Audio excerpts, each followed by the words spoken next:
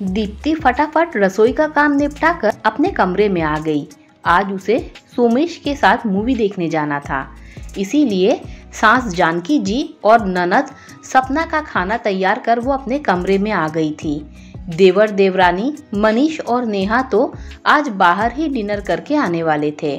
सोमेश उसके लिए खास अनारकली सूट लेकर आया था। आज उसी को पहनकर वो तैयार होने वाली थी। शादी के 8 साल बाद उसे सूट पहनने को मिलेगा, सोच सोच के ही वो बहुत खुश हो रही थी, वरना तो वो हमेशा साड़ी में ही रही है। तैयार होने के बाद वो अपने आप को आईने में निहार ही रही थी कि बाहर से सोमेश की आवाज आई। दीप्ति फटाफट अपने कमरे के बाहर आई तो जानकी जी ने उसे देखकर टोक दिया, अरे ये क्या बड़ी बहू, ये क्या पहना है तुमने? ये तो तुम पर बिल्कुल नहीं जच रहा है। ऐसे अनारकली सूट में तो सिर्फ छोटी बहू नेहा ही अच्छी लगती है। तुम्हें देखो और एक उसे देखो, कहाँ तुम्हारी थुलथुल काया, कहाँ मेरी छोटी बहू की मोहिनी काया, तुम कहाँ उसकी बराबरी कर रही हो। कहते हुए जानकी जी जोर से हंस दी। उनकी बात सुनकर दीप्ति का चेहरा उतर गया, लेकिन ननद भी कहाँ पीछे रहने वाली थी। आखिर वो भी बोली, क्या भाभी, आपकी शादी को 10 साल हो गए हैं और आप अभी 10 महीने पहले आई छोटी भाभी से कंपटीशन कर रही हो। छोटे भाई भाभी का तो घूमना बनता है, लेकिन आपको इस उम्र में क्या शौक चढ़ा है जो अपने दोनों बच्चों को छोड़कर बेपरवाह लोगों की तरह घूमने जा रहे हो। बुरा मत मानना, लेकिन गलत तो नहीं बोल रहे हम। लोग बातें बनाएंगे आपके बारे में। अरे बहू, कहाँ अपनी नाक कटवाने में तुली हो। एक बहू तो साड़ी में ही सुंदर लगती है, ऊपर से तुम अनारकली सूट पहन रही हो और बेवजह मूवी देखने में पैसे खर्च कर रही हो। अरे ये सब तो आजकल के चोचले हैं, तुम कहाँ इन सब में पड़ रही हो। मुझे तो ये सब बिल्कुल पसंद नहीं। जानकी जी ने अपने मन की बात कह दी। ये बात अंदर आते हुए दीप्ति के पति सोमेश ने सुन ली। अंदर आते ही वो बोला, क्या हुआ दीप्ति, तुम अभी तक यहीं खड़ी हो? मैं कब से तुम्हारा बाहर इंतजार कर रहा हूँ। चलो भाई, देर हो रही है। उसे देखते ही उदास होकर दीप्ति बोली, मैं साड़ी पहनकर आती हूँ। क्यों, सूट में क्या बुराई है? कोई रिश्तेदारी में थोड़ी ना जा रहे हैं, मूवी देखने ही तो जा रहे हैं। अच्छी तो लग रही हो, दूसरों की नज़र से खुद को मत देखो। मुझे तुम अच्छी लग रही हो, बस यही काफ़ी है। अब चलो भी। कहते हुए सोमेश ने एक बार जानकी जी और सपना की तरफ देखा और दीप्ति को लेकर रवाना हो गया। उन दोनों के जाने के बाद सपना जानकी जी से बोली, यह क्या है मम्मी, ये बड़ी भाभी को इस उम्र में क्या शौक चढ़ाया है? 3 दिन की छुट्टी क्या पड़ी, अपने दोनों बच्चों को नानी के यहाँ भेजकर न्यूली मैरिड की तरह मूवी देखने चली गई और भैया भी उन्हीं का पक्ष ले रहा है। सपना की बात सुनकर जानकी जी बोली, बेटा, खरबूजे को देखकर लगता है खरबूजा रंग बदलता है। अभी नई बहू को देख देख कर इन लोगों का सिर आसमान में घूम रहा है। पर तू फिक्र मत कर, इन्हें जमीन पर लाना मुझे आता है। फिलहाल हम तो खाना खाते हैं। अभी दोनों माँ बेटी खाना खाकर उठी ही थी कि इतने में मनीष और नेहा भी घर आ गए। उन दोनों को देखकर सपना बोली, अरे भैया भाभी, आप लोग इतनी जल्दी कैसे आ गए? आप लोग तो डिनर करने बाहर जाने वाले थे ना? उसकी बात सुनकर नेहा गुस्से से मनीष की तरफ देखते हुए बोली, हाँ जाने वाले तो थे, लेकिन मनीष का पेट गड़बड़ हो रहा है, इसीलिए उसने जाने से मना कर दिया। बोल रहा है कि घर का ही खाना खाएंगे, इसीलिए प्रोग्राम कैंसिल हो गया। उसकी बात सुनकर जानकी जी बोली, हाँ तो गलत थोड़ी ना कह रहा है। जब पेट गड़बड़ कर रहा है तो बाहर का खाना हजम नहीं हो पाएगा।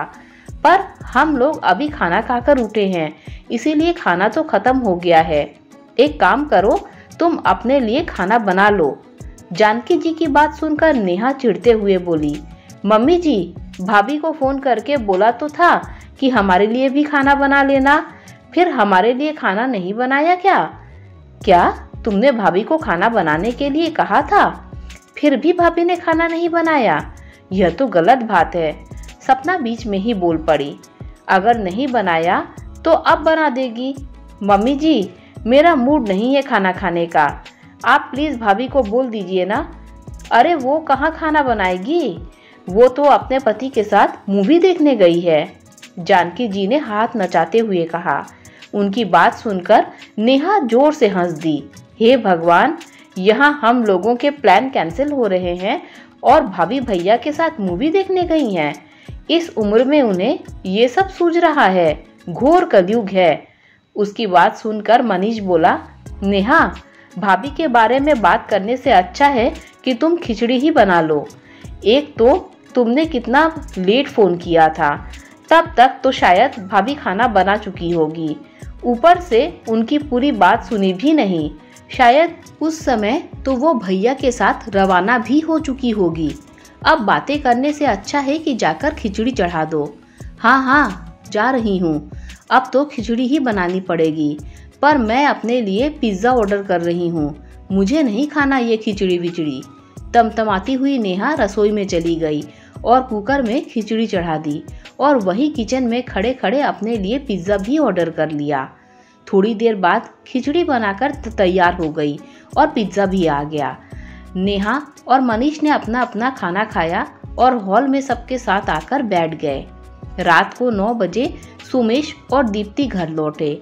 सोमेश तो सीधे अपने कमरे में चला गया, लेकिन दीप्ति वहीं उन लोगों के साथ आकर बैठ गई। इतने में मनीष ने कहा, और भाभी, कैसी रही आपकी मूवी? शादी के बाद पहली बार भैया के साथ मूवी देखने गई हो आप, तो कैसा रहा आपका एक्सपीरियंस? मनीष की बात सुनकर दीप्ति मुस्कुरा दी। इतने में उसे सूट में देखकर नेहा तंज कसते हुए बोली, क्या भाभी, आप तो साड़ी में ही अच्छी लगती हो, ये क्या पहन लिया आपने? आप पर बिल्कुल भी अच्छा नहीं लग रहा है, ये तो दुबली पतली लड़कियों पर ही अच्छा लगता है।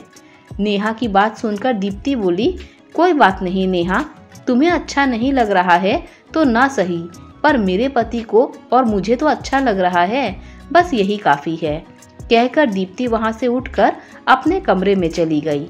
उसे जाता देखकर मनीष बोला, नेहा, सोच समझ करके तो बोला करो, भाभी तुमसे उम्र में कितनी बड़ी हैं। कहकर मनीष भी अपने कमरे में चला गया। नेहा जानकी जी से बोली, देखा आपने मम्मी जी, भाभी के तो सुर ही बदलने लगे हैं। उसके बाद सुनकर जानकी जी बोली, हाँ मुझे भी दिख रहा है छोटी बहू, आजकल बड़ी बहू के सुर बदलने लगे हैं, भूल गई है कि इस घर की बड़ी बहू है। खैर तुम फिक्र मत करो, मुझे उसे याद दिलाना अच्छे से आता है। कहकर सब अपने अपने कमरे में सोने चले गए। दूसरे दिन सुबह दीप्ति उठकर अपने रोज के कामों में लग गई। नाश्ता तैयार हो गया तो सब लोग नाश्ता करने बैठे। रोज सबको नाश्ता खिलाकर खाने वाली दीप्ति आज उन लोगों के साथ नाश्ता करने बैठ गई। ये देखकर जानकी जी बोली, अरे बहू, तुम कहाँ बैठ रही हो, हमें नाश्ता कौन परोसेगा? उनकी बात सुनकर दीप्ति ने कहा, मम्मी जी, मैं नाश्ता डोंगे में भरकर ले आई हूँ, जिसको जो चाहिए यहीं से ले लेगा, फिलहाल मुझे बहुत भूख लग रही है। उसकी बात सुनकर जानकी जी का पारा चढ़ गया। देख रही हूँ आजकल तुम्हारे रंग ढंग बहुत बदलने लगे हैं, अपने आप को छोटी बहू के बराबर समझ रही हो। अरे वो तो बच्ची है, इसीलिए नाश्ता करने बैठ जाती है, लेकिन तुम तो बड़ी हो, बहू की तरह रहो, लोगों के बातें बनाने का मौका मत दो। उनकी बात सुनकर दीप्ति बोली, इसमें गलत क्या है मम्मी जी, जब मैं इस घर में बहू बनकर आई थी तो मेरी उम्र आपकी छोटी बहू से 1-2 साल कम थी, पर तब भी मैं आपके लिए छोटी तो नहीं थी, मुझ पर पूरे घर की जिम्मेदारी थी। आप ही ने नियम बनाए थे ना कि सबके खाने के बाद खाना है, ससुराल में साड़ी के अलावा कुछ नहीं पहनना है, सबके उठने से पहले उठना है, सबके सोने के बाद सोना है, घर का सारा काम अपने हाथों से करना है, घर में कोई नौकर चाकर नहीं लगेगा, ये मूवी और होटल सब फालतू के चोचले हैं, इनमें पैसा नहीं खर्च करना है, तो अब छोटी बहू पर ये सब नियम क्यों नहीं है? उसकी बात सुनकर जानकी जी तुनकते हुए बोली, अरे वक्त के साथ इंसान को बदलाव भी करना पड़ता है। जब तुम शादी होकर आई थी तो तुम इस घर की इकलौती बहू थी, तो तुमने हमने अपने हिसाब से रखा। तो अब नई बहू तुम्हारे आने के 10 साल बाद इस घर में आई है, तो अभी भी क्या हम उसी ढर्रे पर चलेंगे, बदलाव नहीं करेंगे? सही कहा मम्मी जी आपने, वक्त के साथ बदलाव करना चाहिए, पर आप अब बहू के लिए बदल रही हैं, ये अच्छी बात है। पर मम्मी, दीप्ति भी तो आपकी बहू है। अब 10 साल के बाद उसके लिए भी तो बदलाव कीजिए। उसे तो अभी भी आप 10 साल पुरानी बहू की तरह ही देख रहे हो। सोमेश ने बीच में ही कहा। इतने में मनीष भी बोला, हाँ मम्मी, भैया सही कह रहे हैं। आपकी 2 बहुएं हैं, दोनों से व्यवहार भी एक जैसा होना चाहिए। ऐसा ना हो कि एक को हर चीज़ में छूट मिले और दूसरी को सिर्फ जिम्मेदारी। कई बार ये छोटी छोटी बातें ही घर के 2 टुकड़े कर देती हैं। अब तो जानकी जी बिल्कुल चुप हो गई और चुपचाप अपना नाश्ता करने लगी। जानती थी कि सोमेश गलत नहीं बोल रहा है, लेकिन अब तो मनीष भी साथ दे रहा है। अगर नई बहू को इतनी छूट दी है तो बड़ी बहू के नियमों में भी अब ढील करनी पड़ेगी, अन्यथा घर में स्थिति असामान्य हो जाएगी। आखिर अपनी इज्जत अपने हाथ है, कहीं छोटे बेटे की बात सच न हो जाए। दोस्तों, अगर आपको कहानी अच्छी लगी हो तो लाइक शेयर सब्सक्राइब कीजिए। Thanks for watching this video.